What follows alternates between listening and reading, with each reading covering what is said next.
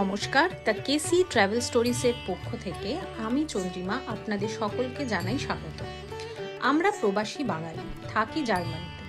আমরা দুজনে আমাদের ছোট্ট মেয়েকে নিয়ে ঘুরে বেড়াই ইউরোপ ও ইন্ডিয়ার নানা জায়গা। সেই সমস্ত জায়গার ঘোরার গল্প ও নানা তথ্য শেয়ার করার জন্য আমাদের এই চ্যানেল। আজ আমাদের জার্নি স্টার্ট হয়েছে আর্কটিক সার্কেলের উদ্দেশ্যে।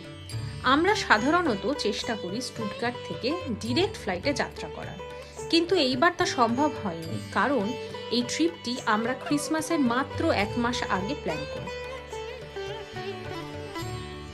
তাই আমরা স্টুটগার্ট মেন স্টেশন থেকে ট্রেনে করে 5 ঘন্টা জার্নি করে পৌঁছে যাই বার্লিন স্টেশনে।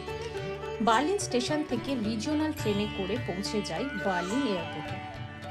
বার্লিন এয়ারপোর্ট থেকে স্ক্যান্ডিনেভিয়ান এয়ারওয়েজের ফ্লাইটে করে আমরা প্রথমে পৌঁছে যাই সুইডেনের রাজধানী স্টকহোমে, এবং সেখানে 30 মিনিটস ওয়েট করার পর আরও একটি ফ্লাইট ধরে 1.5 ঘন্টার জার্নি করে আমরা পৌঁছে যাই সুইডিশ ল্যাপল্যান্ড কিরুনায় আমরা কেন গেলাম, সেখানে আমরা কি করলাম তা জানতে আমাদের চ্যানেলটিকে অবশ্যই সাবস্ক্রাইব করে আমাদের পাশে থাকুন।